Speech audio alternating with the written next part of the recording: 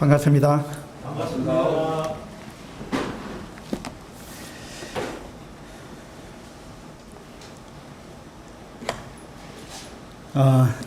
이기쁨 자매님 간증과 특성을 들으니까 참 감동이 됩니다. 우리가 주님의 돌보심과 주님의 능력 아니면 참 살아갈 수가 없다. 그런 부분을 좀 생각했습니다. 요즘 포도가 많이 나오던데, 여러분, 포도 알맹이를 두 손으로 주먹에 가득 쥐고, 주먹을 꽉 쥐면 어떻게 됩니까? 포도즙이 나옵니까? 예. 근데 왜 포도즙이 나오는 거죠? 포도즙이 있으니까. 포도니까, 포도즙이 거기 있으니까.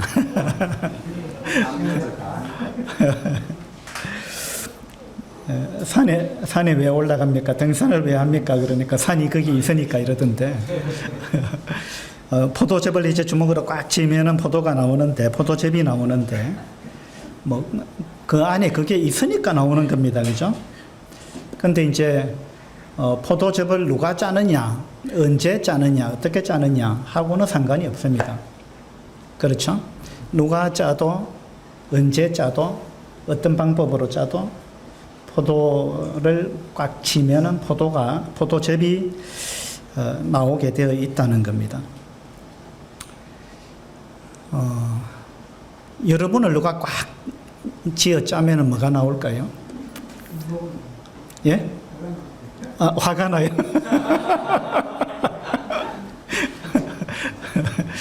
한번 생각해 보세요. 여러분을 누가 막 쥐어 짠다. 그러면 뭐가 나올까?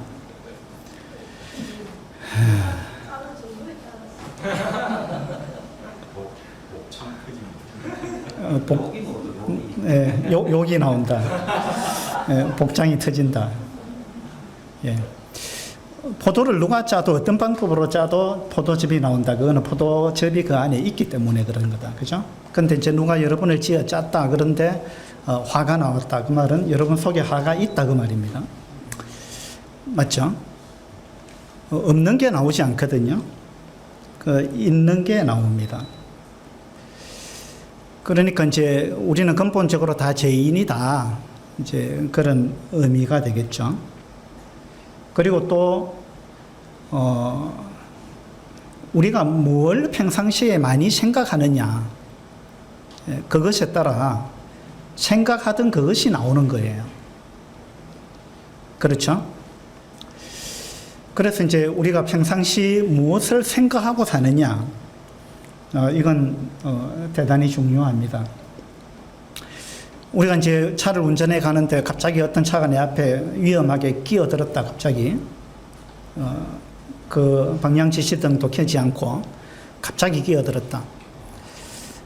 그때 여러분 속에서 무엇이 튀어나오죠?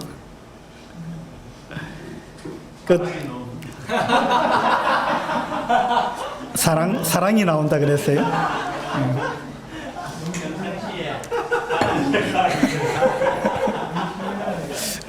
그래서 이제 갑자기 누가 끼어들었는데, 와, 저 사람 왜 저렇게 사랑스럽나?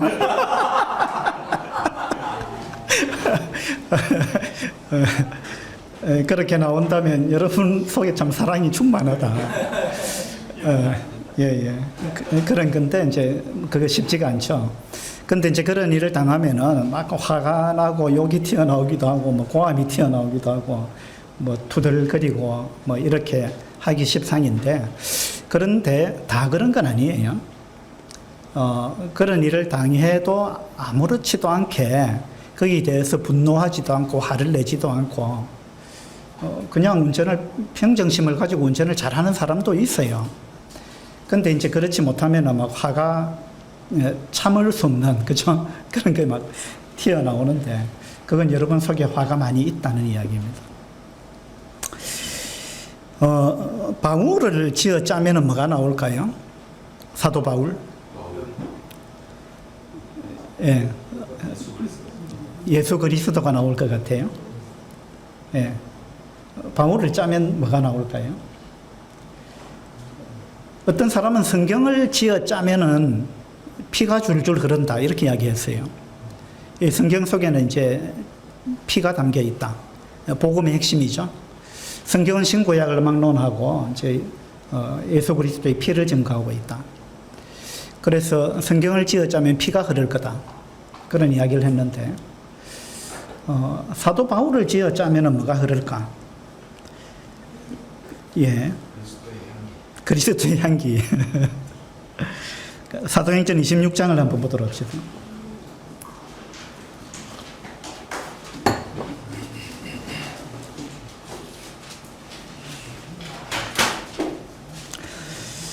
사도행전 26장 1절입니다. 아그리빠가 바울에게 이르되 너를 위하여 말하기를 내게 허락하노라 하니 이에 바울이 손을 들어 변명하되 바울이 이제 베스도 총독과 또 아그리빠 왕 그리고 천부장들 또 시중에 높은 사람들 이런 사람들이 이제 앉아 있는 그런 자리에서 바울이 이제 자기를 변호하는 그러한 장면입니다. 여기 1절에 변명하되 이랬습니다. 변명하되 이건 원어로 보면은 변호한다 또 변론을 한다 이건 법정 용어예요. 그래서 지금 바울이 지금 구속되어 있잖아요. 그래서 이제 바울은 자기 자신을 지금 변호하는 이런 기회를 얻은 겁니다. 베소도 총독과 아그리빠 왕 앞에서 여러분이 지금 이런 자리에 이제 바울과 같은 위치에서 입장에서 이렇게 서 있다면 그리고 여러분한테 변론할 수 있는 자기를 변호할 수 있는 이러한 기회가 주어졌다면은 여러분은 무슨 이야기를 하고 싶으세요? 아마 나는 무죄입니다. 라는 것을 강하게 주장할 거예요. 나는 죄가 없습니다. 내가 이렇게 갇혀 있는 이것은 뭔가 좀 잘못된 겁니다. 나는 전혀 죄가 없습니다. 내가 이렇게 갇힐 만한 그런 죄를 지은 사람이 아닙니다. 하고 자기 무죄를 아마 강하게 주장했을 겁니다. 근데 사도행전 26장을 쭉 읽어 나가 보면 바울이 지금 뭘 변호하고 있느냐 하면 자기 자신의 무죄를 변호하기보다는 하나님께서 지금 이 총독과 왕 앞에 나를 서게 하셨는데 그리고 총독과 왕 앞에서 그리고 시중에 근처에 있는 자들, 천부장들 이런 사람들 고위직 앞에서 나에게 말할 수 있는 기회를 주셨는데 하나님께서 나한테 왜 이런 기회를 주셨을까? 바울은 그걸 생각했던 것 같아요. 바울은 다메섹 도상에서 주님을 영접했을 때 부활하신 주님을 만났을 때 그때 주님이 말씀하신 게 있죠. 내가 너를 흑암의 근처에서 건져내어 가지고 내가 너를 사용할 건데 내가 너를 왕 앞에 세울 거다. 그리고 거기서 나를 증거하게 할 거다. 이런 제 사명을 주셨잖아요. 그러니까 바울은 그 사명을 기억하고 있었습니다. 그래서 이와 같은 상황이 딱 벌어졌을 때 드디어 주님께서 나한테 주신 그 사명을 내가 이룰 그런 기회가 왔구나. 하나님께서 나한테 이런 기회를 주셨구나. 바울은 그걸 생각했을 거예요. 그래서 지금이야말로 내가 예수 그리스도를 증거할 절호의 기회가 왔다. 바울은 아마 그걸 생각했을 겁니다. 그래서 바울은 지금 자기 변호를 하고 있는 게 아니에요. 자기의 무죄를 주장하기 위한 거기에 초점을 맞춘 게 아니고요. 내가 만난 주님, 그분이 어떤 분인가? 내가 어떻게 그분을 만났는가? 거기에 초점을 맞추고 예수 그리스도를 증거하는 이야기를 지금 하고 있습니다. 이건 뭐냐면 바울의 마음속에는 항상 내가 어떤 장소든지 어떤 환경이든지 간에 기회가 주어진다면 아니 어쩌면 기회가 안 주어진다 할지라도 너희는 때를 어떤지 못하든지 그랬잖아요. 때를 어떤지 못하든지 복음을 전파하라. 예수 그리스도를 증거하라. 그것이 주님의 말씀이에요. 그래서 바울의 마음속에는 이와 같은 것이 가득 차 있었습니다. 기회가 어떤 기회든지 기회가 주어지면 내가 예수 그리스도를 증거하겠다. 그리고 기회가 아니라 할지라도 나는 복음을 증거하는 데 힘쓰겠다. 라는 것이 바울의 마음속에는 항상 가득 차 있었습니다. 그래서 아까 제가 바울을 쥐어짜면 뭐가 나오겠는가 그렇게 물었는데 바울을 쥐어짜면 아마 복음이 줄줄줄 흐를 거예요. 바울의 마음속에는 항상 그것으로 가득 차 있었기 때문에 복음을 전하고자 하는 열정, 그 간절한 소원, 바울의 마음속에는 그것이 가득 차 있었습니다. 때를 어떤지 못 어떤지 항상 힘써라. 디모데후서 4장에 나오죠. 때를 어떤지 못 어떤지 항상 힘써라. 우리는 하나님께서 때를 주셨는데도 불구하고 그것을 놓칠 때가 많은 것 같아요. 주님의 말씀에는 때를 어떤지 못 어떤지 힘써라 이랬습니다. 우리가 이와 같은 마음을 가지지 않으면 하나님께서 우리한테 기회를 주셨을 때 우리는 그 기회를 붙잡기가 어렵습니다. 그리고는 이제 변명을 하게 되고 핑계를 대게 되겠죠. 이러이러해서 참 하기 어려웠다. 그것은 이제 우리가 하기 좋은 변명입니다. 하나님의 말씀은 때를 어떤지 못 어떤지 복음을 전파하기를 힘써라. 그렇게 말씀하셨습니다. 사도행전에는 이 초대교회의 모습이 이제 나오는데 초대교회가 힘썼던 것들이 몇 가지가 있어요. 사도행전에 힘을 썼다, 힘썼다, 힘쓰니라 이런 이제 말씀들이 반복해서 나오는데 초대교회가 어떤 부분에 힘썼는지 여러분 기억하십니까? 모이기를 힘썼다. 맞아요. 모이기를 힘썼습니다. 그 다음에 또 뭘 하기를 힘썼을까요? 사도행전 1장을 한번 보도록 합시다. 이것이 초대교회의 모습입니다. 우리도 사도행전을 보면서 초대교회가 참 이러한데 정말 힘을 썼구나. 그래서 우리도 나도 이 부분에 힘을 써야 되겠다 라는 것을 교훈으로 받게 되면 좋겠습니다. 사도행전 1장 14절입니다. 14절. 여자들과 예수의 어머니 마리아와 예수의 아우들과 더불어 마음을 같이하여 오로지 기도에 힘쓰더라. 초대교회가 첫 번째 힘썼던 것은요, 그들이 마음을 같이하여 오로지 기도에 힘썼다. 이건 지금 어떤 장면입니까? 주님께서 십자가에서 돌아가셨습니다. 그래서 제자들이 절망하고 있었습니다. 그런데 부활하신 주님이 돌아가신 것으로 끝이 아니고 주님이 부활하셨잖아요. 부활하신 주님이 제자들에게 나타나신 겁니다. 그래서 그 제자들은 굉장히 기뻤죠. 그런데 또 주님이 40일 동안 머무르다가 가셨습니다. 성천하셨어요. 이런 가운데서 제자들은 상당히 혼란스럽기도 하고 그 다음에 불안하기도 하고 그렇죠? 주님이 가시고 홀로 이제 남았으면 제자들만 남았습니다. 그리고 주변에 있는 모든 환경은 적대적입니다. 그리고 이제 선생님을 잃어버렸으니까 어쨌든 부활하셨지만 가셨고 뭐 이런 상황 가운데서 제자들이 이제 우리가 뭘 어떻게 해야 되느냐 이런 상황 가운데 있을 때 제자들이 한 것은요, 그들이 마음을 같이하여 오로지 기도하기에 힘썼다. 어려움이 닥쳤을 때, 위기가 닥쳤을 때 우리가 할 수 있는 것은 기도하는 겁니다. 어려움이 닥치지 않으면 우리는 기도를 잘 안 하는 겁니다. 그래서 하나님은 우리한테 어려움을 주시는 것 같아요. 그래서 여러분한테 어떤 어려움이 있다, 고난이 닥쳤다. 그러면 기도할 때구나. 내가 그동안 기도를 등한히 했구나. 이런 부분들을 우리가 좀 생각하면 좋을 것 같아요. 그래서 이것이 어쩌면 우리에게 축복일 수 있다는 겁니다. 초대교회 제자들도 그렇게 했습니다. 그들에게 어려움이 닥쳤을 때 그들은 마음을 같이하여 오로지 기도에 힘썼다. 이것이 초대교회의 굉장히 아름다운 모습입니다. 사도행전 2장 42절을 한번 보죠. 2장 42절에 보면 그들이 사도의 가르침을 받아 서로 교제하고 떡을 떼며 오로지 기도하기를 힘쓰니라. 여기도 마찬가지로 오로지 기도하기에 힘썼다. 초대교회의 큰 특징 중에 하나는 그들이 기도에 힘썼다는 겁니다. 여기 초대교회의 큰 네 가지 중요한 그 활동이 나오는데, 첫 번째는 가르침을 받았다.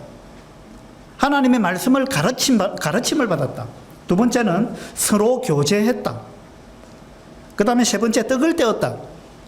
예배를 드렸다는 거죠. 그 다음에 기도했다. 이게 사도행전에 나오는 교회의 큰 네 가지 어떤 활동, 교회를 이루는 큰 네 가지 기둥이다. 이렇게 이야기할 수 있는 것입니다. 그 중에서 오로지 기도하기를 힘썼다. 이 초대교회는 기도에 굉장히 힘썼습니다. 그 다음에 2장 46절에 보면요, 날마다 마음을 같이하여, 자, 마음을 같이했다라는 단어도 자꾸 반복되죠. 초대교회의 특징은 그들이 한 마음이 됐습니다. 그래서 마음을 같이하여 성전에 모이기를 힘쓰고 집에서 떡을 떼며 기쁨과 순전한 마음으로 음식을 먹고 하나님을 찬미하며 또 온 백성에게 칭송을 받으니 주께서 구원받는 사람을 날마다 더하게 하시니라. 여기에는 그들이 마음을 같이하여 모이기를 힘썼다. 모이기를 힘썼다. 초대교회의 특징은요, 기도하기를 힘썼다. 두 번째, 모이기를 힘썼다는 거예요. 이것이 초대교회의 순수했던 모습이고 그들의 참 아름다웠던 모습입니다.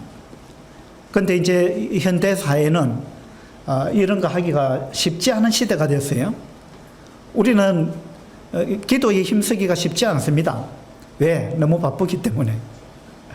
모이기를 힘쓰기가 쉽지가 않아요. 왜 그렇습니까? 바쁘기 때문에. 우리는 너무 바쁜 시대에 살아갑니다. 그러나 아무리 바빠도 이제 우선순위가 중요합니다. 우리가 무엇에 바쁜가, 내가 무엇에 바쁜가, 이런 부분을 우리가 돌아보는 것도 대단히 필요한 부분이라고 생각이 됩니다. 그 다음에 사도행전 6장을 한번 보도록 합시다. 6장 4절입니다. 우리는 오로지 기도하는 일과 말씀 사역에 힘쓰리라. 이건 이제 사도들이 하는 이야기입니다. 사도들이 뭐 구제하는 일까지 다 교회에 뭐 여러 가지 많은 일들을 하다 보니까 구제하는 일에 있어서 좀 신경을 써야 할 부분을 놓쳤죠. 그래서 이제 사도들이 새롭게 깨달은 것은 이러한 일들은 집사들한테 맡기고 우리는 기도하는 일과 말씀 사역에 전무해야 되겠다. 이 두 가지 일에 힘써야 되겠다. 이렇게 이제 말하고 있는 부분입니다. 말씀 사역에 힘쓰리라. 예, 사도행전에 힘썼다, 힘을 쓰리라 하고 있는 구절들은 이러한 말씀들입니다. 그래서 우리도 무엇에 힘써야 할 것인가, 이런 부분을 사도행전을 통해서 교훈을 받을 수 있으면 좋겠습니다. 사도행전 12장을 또 한번 보도록 합시다.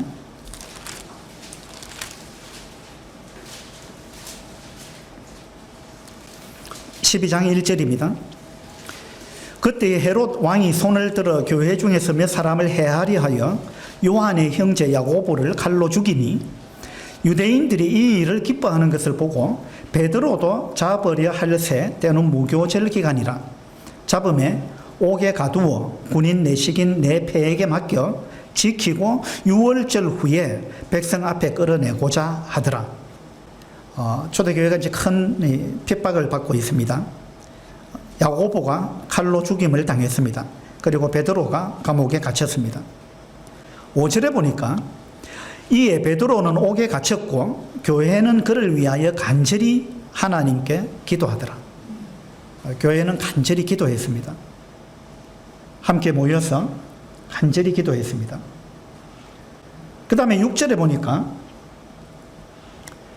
헤롯이 잡아내려고 하는 그 전날 밤에 베드로가 두 군인 틈에서 두 쇠사슬에 매여 누워 자는데 파수꾼들이 문 밖에서 옥을 지키더니 호련히 주의 사자가 나타나매 옥중에 광채가 빛나며 또 베드로의 옆구리를 쳐 깨워 이르되 급히 일어나라 하니 쇠사슬이 그 손에서 벗어지더라.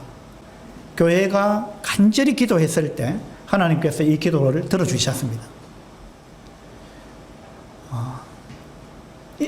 우리가 교회가 간절히 기도하는 것이 왜 절실히 필요한가?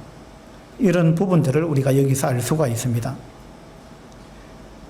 사도행전은 사도들의 행적을 기록한 책이다 이렇게도 이야기할 수 있지만 성령행전이다 이렇게도 이야기하잖아요. 성령님께서 어떻게 역사하셨는가? 성령님께서 구원받은 그리스도인들을 통해서 어떻게 역사하셨는가? 그 역사를 기록한 책이 사도행전입니다. 그래서 성령님이 역사하시는데 성령님 혼자 하시는 게 아닙니다. 그죠? 누구랑 함께 일하시는 거예요? 구원받은 성도들과 함께 일하는 거예요.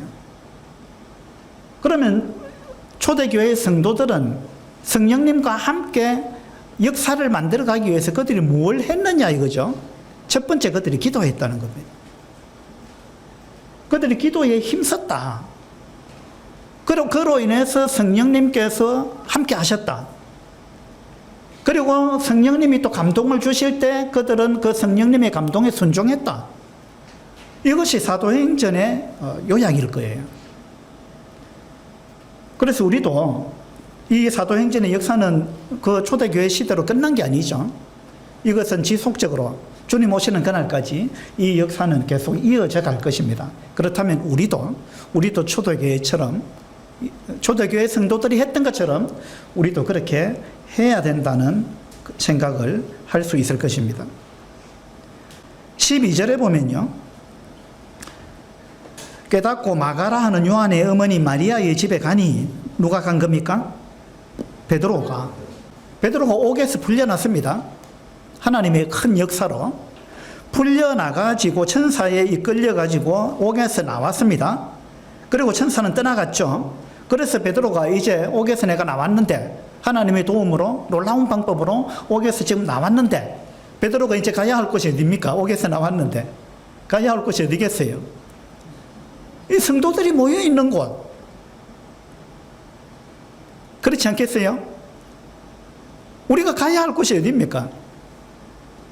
베드로는 당연히 성도들이 모여있는 곳으로 갔습니다. 갔는데 12절에 그게 이제 마가 요한의 집이죠. 깨닫고 마가라 하는 요한의 어머니 마리아의 집에 가니 여러 사람이 거기에 모여 기도하고 있더라. 이게 초대교회의 모습입니다. 초대교회는 정말 기도하기에 힘썼습니다.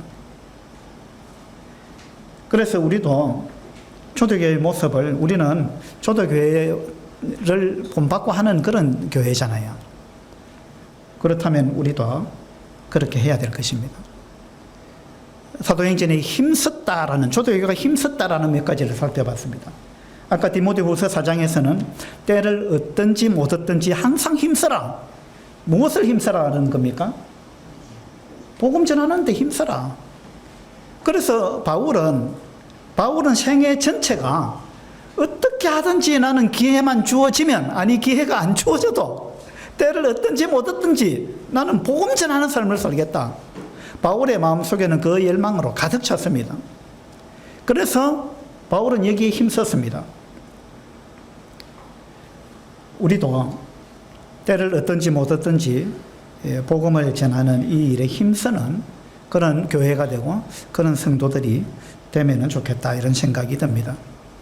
사도행전 26장에 바울이 이제 총독과 왕 앞에서 자기를 변호할 기회가 주어졌을 때 바울은 하나님께서 나한테 복음을 전하라고 주신 기회다 이렇게 생각했습니다. 그래서 복음을 전했습니다. 어떻게 전했습니까? 어떤 방법으로? 무슨 이야기를 했어요? 바울은 자기가 구원받은 간증을 한 거예요. 내가 이전에는 예수 그리스도를 믿지 않았는데 내가 다메섹 도상에서 부활하신 예수 그리스도를 만났다. 그로 인해서 내가 예수님을 알게 됐고 내가 죄 사함을 받았고 이전에 내 생각이 완전히 엉터리였구나 틀렸구나 라는 걸 깨달았다. 그래서 그때 이후로 나는 예수 그리스도를 믿고 있고 예수 그리스도를 증거하는 삶을 살고 있다 라는 구원 간증을 한 겁니다. 복음 전하는 방법 중에 어쩌면 가장 강력한 방법은요, 자기가 어떻게 구원받았는가, 내가 어떻게 예수 그리스도를 만났고 어떻게 내가 죄 사함의 확신을 갖게 됐는가, 자기가 경험한 거 그거 이야기하는 거예요. 그것이 어쩌면 우리가 복음 전하는 방법 중에서 가장 힘 있는 방법일 수 있어요. 여러분이 어떤 사람을 만났을 때 복음 전하기가 어렵습니까? 무슨 이야기를 해야 될지 좀 어려운 생각이 듭니까? 가장 쉬운 방법은요, 여러분이 경험한 걸 이야기하면 됩니다. 그것이 구원 간증입니다. 그렇죠? 그래서 복음 전하는 걸 어렵게 생각하지 마세요. 바울은요, 구원 간증을 여러 번 했습니다. 자주 했어요. 사도행전 26장에서 뿐만 아니라 사도행전 22장에서도 구원 간증하고 있잖아요. 비슷한 내용인데 그 성경을 읽으면서 뭐 비슷한 내용, 뭐 똑같은 내용을 뭘 여기 또 반복해서 기록해놨나 이런 생각이 들기도 하지만, 그러나 사도 바울은요 기꺼이 자기가 구원받은 걸 자랑하고 싶었습니다. 옛날에 제가 어떤 자매님한테 구원 간증을 한번 해보세요 이렇게 이야기를 해봤습니다. 실제로 그분이 어떻게 구원받았는지 알고 싶었어요. 우리가 구원 간증 듣는 거는 참 기쁜 일이잖아요. 구원 간증 듣는 것만 기쁩니까? 자기가 구원 간증 하는 것도 기쁩니까? 어떻습니까? 여러분 구원 간증 하는 게 즐겁지 않으세요? 그래서 옛날에 어떤 자매님한테 구원 간증 한번 해보세요 이러니까 그 자매님이 하는 말이, 아이고 자기 보고 뭐 구원 간증하라고 하니까 기분 나쁘더라, 그런 이야기를 하셨어요. 저는 그 이야기를 듣고 충격을 받았습니다. 구원 간증하는 게 얼마나 기쁜 일이에요. 주님께서 나를 이렇게 구원하셨다. 내가 옛날에는 다르게 생각했는데 이런 식으로 주님을 만나서 내가 완전히 변화됐다. 그래서 이 일이 얼마나 감사한지 모른다. 그래서 나는 기회만 있으면은 이걸 자랑하고 싶다. 이것이 구원받은 사람의 특징이 돼야 된다고 생각하는데, 근데 그 자매님은 제가 생각지 못했던, 상상치 못했던 답을 하셨어요. 내보고 구원 간증하라는 사람들이 있던데 난 기분 나쁘더라. 여러분 구원 간증하는 것은요 기분 나쁜 일이 아닙니다. 안 그렇습니까? 자랑해야 될 일이에요. 이건 기쁘고 즐거운 일입니다. 그래서 여러분도 어떤 기회가 주어지든지 간에 내가 구원 간증을 할 수 있도록 준비되어 있어야 돼요. 그래서 구원 간증문도 좀 적어보시고, 내가 어떻게 하면은 이 구원 간증을 조리 있게, 설득력 있게, 현장감 있게 그렇게 구원 간증을 할 수 있을 것인가, 구원 간증을 하면서 어떻게 복음을 전할 수 있을 것인가, 거기에 그런 부분에 대해서 좀 생각을 하시고요, 이걸 구원 간증문을 적어보는 게 좋습니다. 그걸 어떤 경우는 뭐 길게 할 수도 있고 어떤 경우는 아주 짧게 할 수도 있고, 그래서 짧게 하는 것도 한번 만들어 보시고 좀 길게 하는 것도 한번 만들어 보시고 그렇게 구원 간증문을 적어 보시는 게 대단히 도움이 될 것입니다. 우리가 가족 초청 복음 캠프를 앞두고 있습니다. 이제 한 달가량 남았는데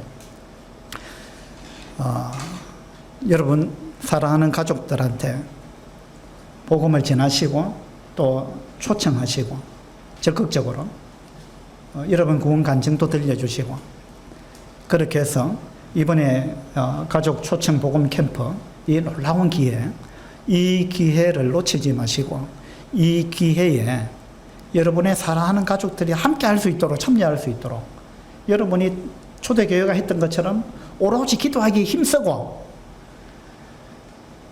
또 사랑을 베풀고,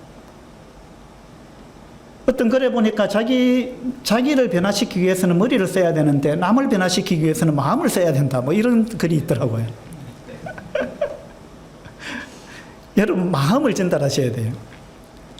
여러분 속에 있는 그 가족들을 향한 사랑하는 마음, 그 간절히 여러분 정말 그들을 위해서 간절히 기도하고 있는 애타는 마음, 그런 마음을 전달하시고 기도하시고 그렇게 해서 여러분 사랑하는 가족들 가족 초청 복음 캠프에 인도할 수 있도록 최선을 다해 주시기 바랍니다.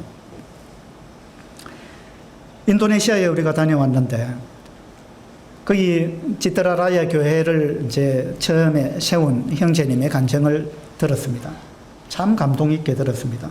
이분도 구원 간증을 비롯해서 여러 가지 간증을 쭉 하셨는데요. 이분이 한국에 근로자로 왔었어요. 인천에서 공장에서 일을 했고 그러는 중에 한국의 이제 성도들이 자기를 계속해서 찾아왔다는 거예요, 공장으로.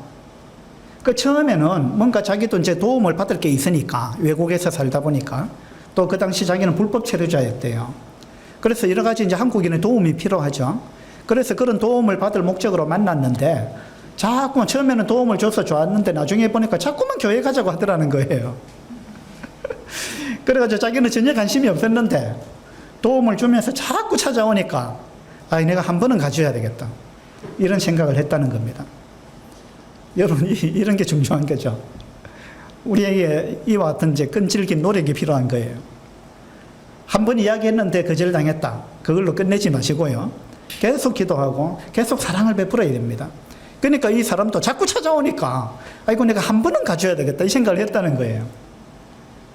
근데 그때 무슨 일이 있었느냐 하면, 이분이 열심히 일을 해가지고 월급을 받았는데 220만 원을 받았는데 220만 원을 도둑을 맞았대요. 근데 자기만 도둑 맞은 게 아니고 자기와 함께 일하던 두 사람까지, 자기까지 세 사람이 도둑을 맞았는데 자기 월급을 한꺼번에 도둑을 맞아버린 거예요. 그러니까 기분이 어떻겠어요? 220만 원, 우리가 생각해도 큰 돈인데 그들에게 있어는 뭐 한 2,200만 원 가치가 있어요. 그러니까 막 속이 뒤집어질 거 아니에요. 막 죽을 지경이 됐습니다. 그래서 이 사람이 도대체 누가 훔쳐갔을까 생각을 하는데 집히는 사람이 있더래요. 그 사람이 인도네시아 사람인데, 인도네시아에서 온 사람인데 그 사람이 인도네시아의 목사였다는 거예요. 그래서 이야기를 했대요. 자기 이제 함께 도둑 맞은 사람들한테 저 사람이 틀림없이 저 사람이 가져갔다. 그러니까 사람들이 그건 아닐 거다. 목사인데. 근데 이 사람은 아무리 생각해도 그 사람 같으라는 거예요. 그래가지고 하루는 그 사람하고 이제 한판 붙자 이랬대요. 당신하고 내하고 한판 붙자. 그래서 우리 도끼 한 자루씩 들고 네가 죽든지 내가 죽든지 오늘 한 사람 죽는 거다 하고 이제 싸움을 했답니다. 도끼를 하나씩 들고. 그래가지고는 이제 한 사람 오늘 죽는다. 죽으면은 여기 회사 보일러실에 던져 넣는다. 이렇게 하고는 이 사람이, 이 형제가 덩치가 엄청 좋아요. 옛날에 구원받기 전에 막 깡패처럼 살았어요. 이분이 도끼를 들고 이 사람 머리채를 딱 붙들고 올라타가지고 도끼를 들고 머리를 치려고 했대요. 했는데 이 사람이 자수를 했대요. 내가 돈 훔쳐간 거 맞다. 내가 돈 돌려주겠다. 그랬다는 거예요. 그래가지고 이제 돈을 돌려받았는데 세 사람이 도둑 맞았다 그랬잖아요. 근데 두 사람 분만 돌려받았어요. 돈을 써버리고 없으니까 두 사람 것만 돌려줬어요. 그러니까 이 형제님이 못 받은 거에 다른 두 사람이 받고, 이 형제님은 자기는 220만 원을 못 받은 거예요. 그래서 이제 이 사람 내 돈 줄 때까지 내가 가만두지 않겠다 했는데 이 사람은 이제 몰래 인도네시아로 이제 출국을 해버렸어요. 그래서 씩씩거리고 있는데 이제 한국의 어떤 형제님이 또 찾아왔다는 거예요. 와가지고, 그래, 힘든 줄 아는데 교회 한번 가보자. 그래가지고 이제 그런 상황 가운데 교회를 갔다는 거예요. 인천 연수교회를 갔어요. 갔는데 이제 인도에 간 형제님은 오늘 복음이 전해지면 좋겠다 하고 기다리고 있는데, 기도하고 있는데, 그날 서울 북부의 이수원 형제님이, 선교사 이수원 형제님이 오셔서 말씀을 전했는데 욥기 말씀을 전했다는 거예요. 그러니까 이제 인도 해간 이 형제님은 뭘 이렇게 말씀을 전하느냐고 복음을 전해야 되는데 지금 여기 외국인 구독자들이 몇 명인데 복음을 전해야지 무슨 이렇게 말씀을 전하고 있느냐 이렇게 이제 생각을 하고 있었다는 거예요. 그런데 말씀이 끝나고 나서 이 인도네시아 이 분이 하는 말이 나는 돈 220만 원 때문에 내가 지금 막 속이 터져 죽겠는데 욥은 나하고 비교할 수 없는 고난을 당했구나. 이걸 알았다는 거예요. 욥은 돈 220만 원 이런 정도가 아니고 자기보다 훨씬 많은 전 재산 얼마나 가뿐이었어요, 욥이. 그걸 하루아침에 다 날렸을 뿐만 아니라 자기 자녀 10명이 하루아침에 다 죽어버린 거예요. 그리고 자기 온 몸이 병들어 버렸잖아요. 욥의 고난을 생각하니까 자기가 돈 220만 원 잃어버린 건 아무것도 아니더라는 생각이 든 거예요. 그래서 욥이 도대체 어떤 사람이기에 이럴 수 있느냐. 그래서 자기가 욥에 관해서 알고 싶었다는 거예요. 그래서 욥에 관해서 자기가 더 알고 싶은데 인도네시아 성경이 자기한테 주어지면 내가 욥에 대해서 다시 읽어보고 욥이 믿는 하나님을 나도 믿고 싶다. 이 생각이 들었다는 거예요. 그래서 하나님 나한테 인도네시아 성경을 주세요. 이렇게 기도했답니다. 근데 그 다음 주일날 또 갔어요. 한 번만 가겠다 했는데 이제 욥에 관한 이야기를 듣고 그 다음 주에 또 가고 싶은 생각이 든 거예요. 그 다음 주일에 교회를 갔는데 이수원 행제님이 또 오셔가지고 인도네시아 성경책을 준 거예요. 자기 기도가 응답이 됐잖아요. 너무 깜짝 놀란 거예요. 어떻게 한국에서 인도네시아 성경을 내가 볼 수 있을까? 이 생각을 자기는 그렇게 생각하고 자기한테 주어지지 않을 줄 알았다는 거예요. 그런데 인도네시아 성경이 자기한테 주어진 거예요. 너무나 감격스러웠다는 거예요. 그래서 그 성경을 펼쳐서 욥에 관한 걸 막 찾았는데 없더라는 거예요. 그래서 왜 욥에 관한 이야기가 없느냐 물으니까 이 성경은 구약은 없고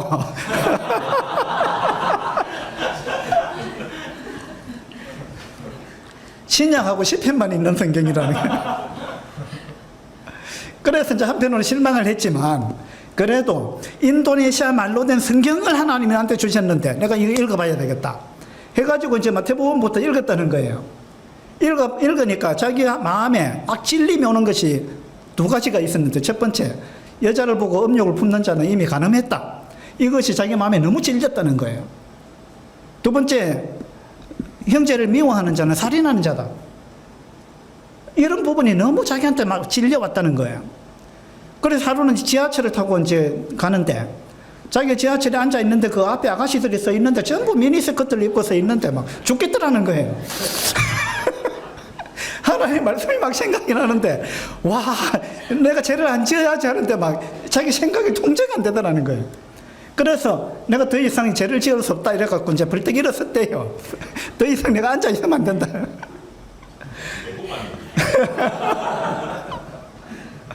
일어섰는데 이 어떤 아가씨가 하이힐로 자기 발을 밟았대요.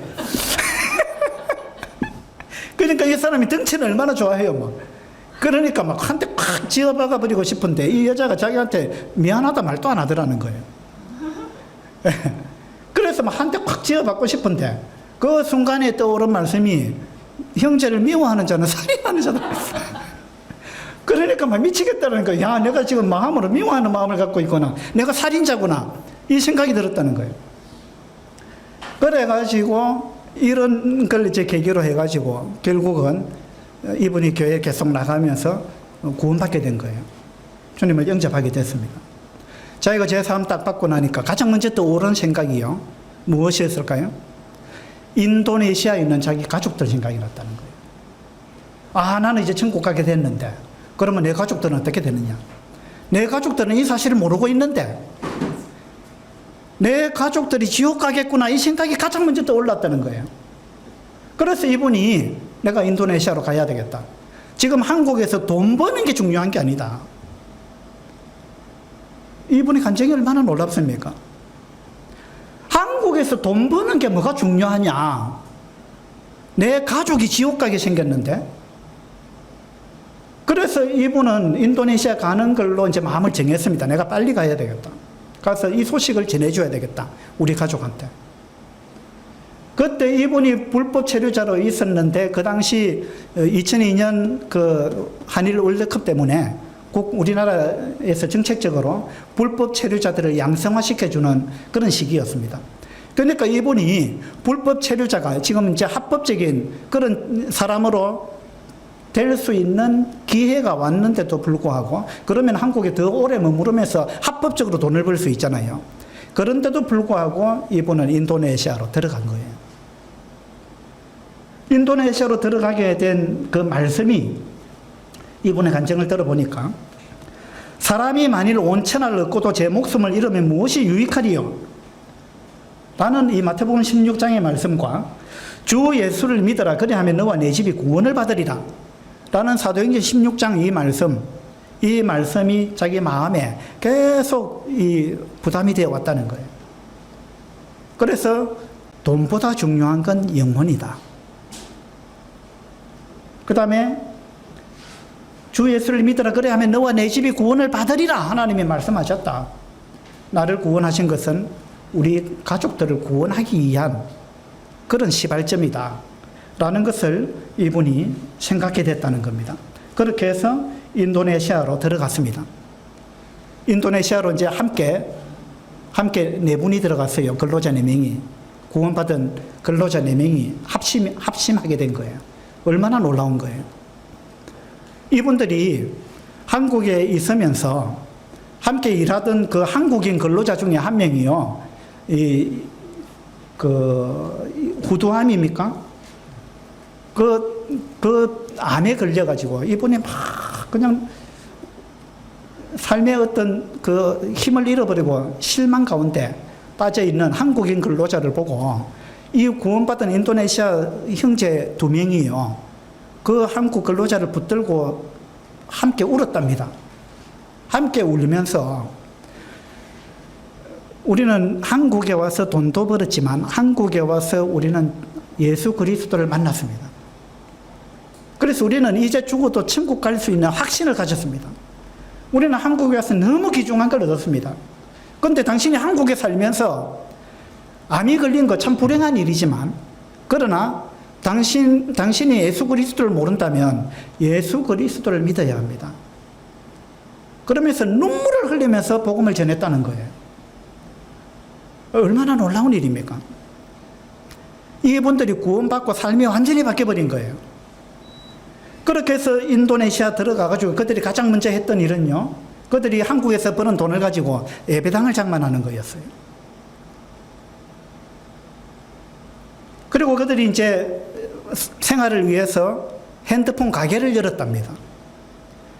핸드폰 가게를 열고 직원들을 모집을 하는데 직원들을 모집하면서 조건을 내세운 게 뭐냐면 그 사람들을 면접을 하면서 우리 가게에 들어오면 우리는 직원들과 함께 아침마다 성경 공부를 할 거다. 인도네시아가 이슬람 국가잖아요. 성경 공부를 할 거다. 날마다, 아침마다. 이것을 할 마음이 있으면 우리가 직원으로 뽑아주겠다. 그렇지 않으면 우리는 직원으로 채용하지 않겠다. 직원 채용하는 조건을 단 하나 그걸 걸었다는 거예요. 그렇게 해서 직원을 모집을 했습니다. 그리고는 그들이 아침마다 성경 공부를 하는 거예요. 가게에서 문을 열고. 보통 인도네시아는 너무 날이 덥기 때문에 아침 일찍 문을 열어요. 가게가 7시쯤 연대요. 아침 7시에.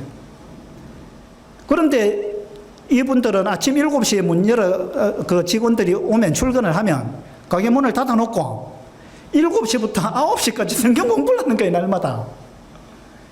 그러니까 사람들이 당신들이 장사를 할 거냐 말 거냐 도대체 가장 귀중한 시간에 그 시간에 어떻게 문을 닫아놓고 뭐 성경 공부를 한다고 그 장사를 할 거냐 말 거냐. 주변 사람들도 그렇게 조롱을 했고 자기 가족들, 형제들이 너 미쳤냐 이렇게 나왔다는 거예요.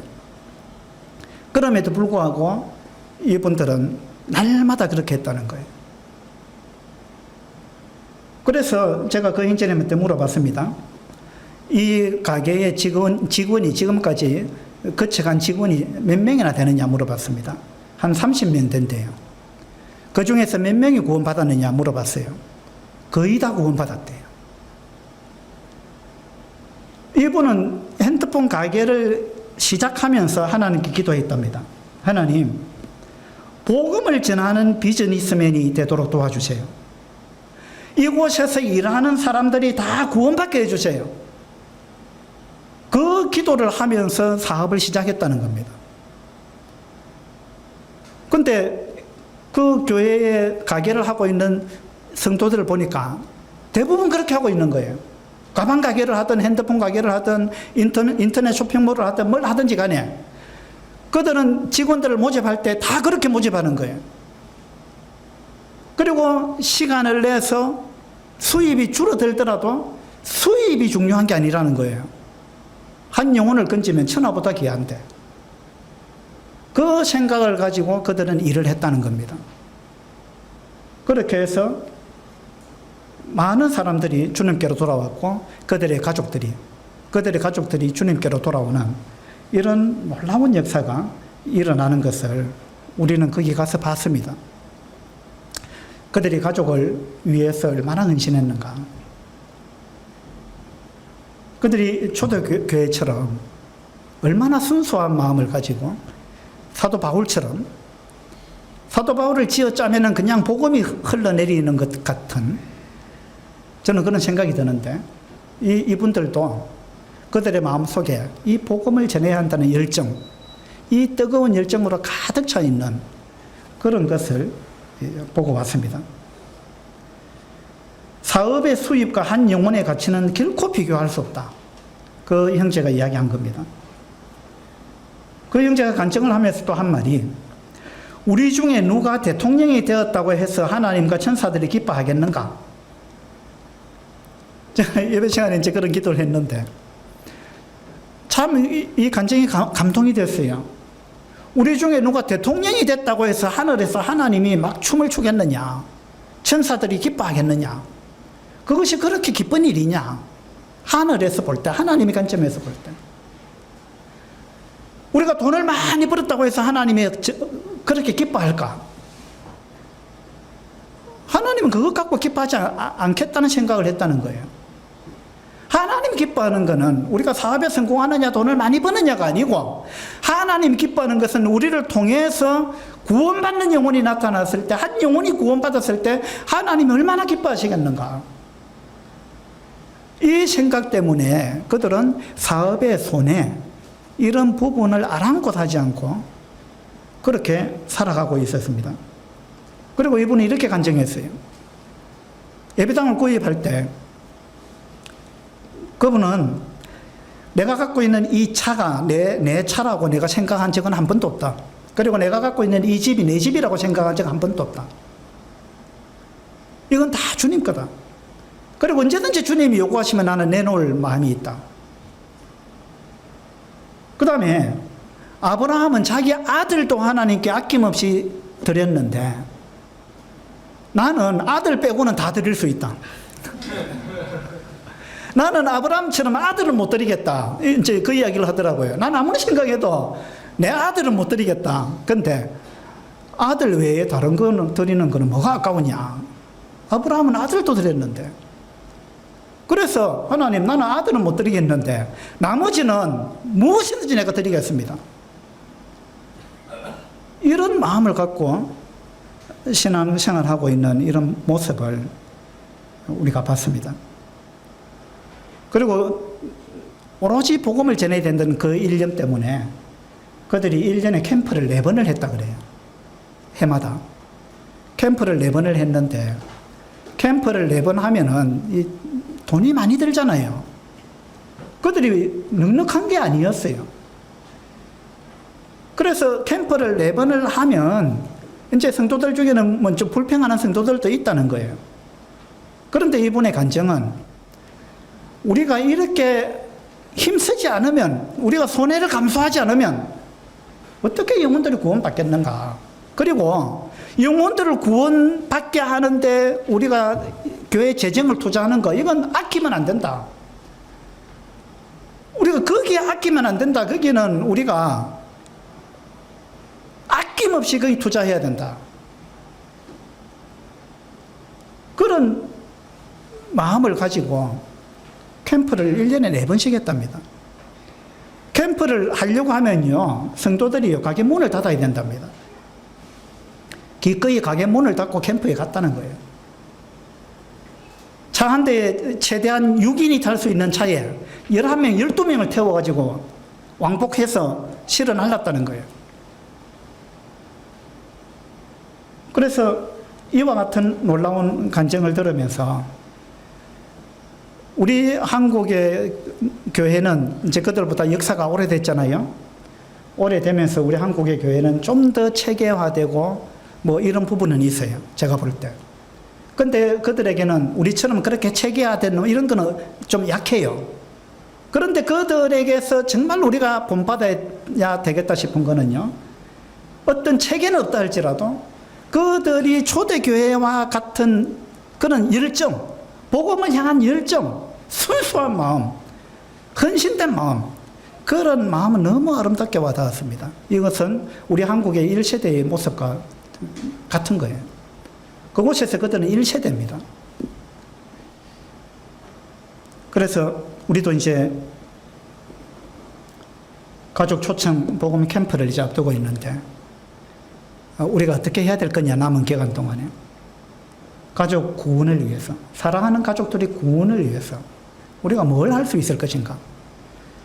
이런 부분에 대해서 이 초대교회의 모습과 또 인도네시아 그 성도들의 모습, 이 바울은 어떻게 했는가, 이런 부분들을 우리 마음에 받아서 우리도 가족들을 위해서 최선을 다해서 기도하고 또 사랑을 베풀고 적극적으로 초청하고 한두 번으로 포기하지 말고 계속해서 우리가 강권해서 그분들을 이 집회에 인도하는 것, 이런 일에 우리가 남은 시간에 최선을 다하면 좋겠다, 그런 생각이 들었습니다. 기도하겠습니다.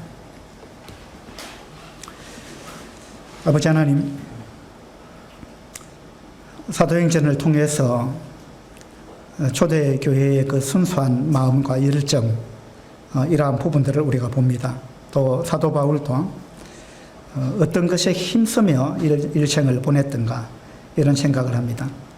때를 얻든지 못 얻든지 복음을 전하기를 항상 힘쓰라는 이러한 말씀을 또 우리가 기억합니다.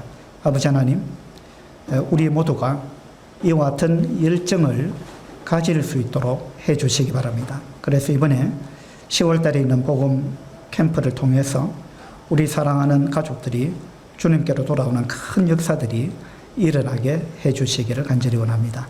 감사드리며 우리 주 예수 그리스도 이름으로 기도드립니다. 아멘. 수고하셨습니다.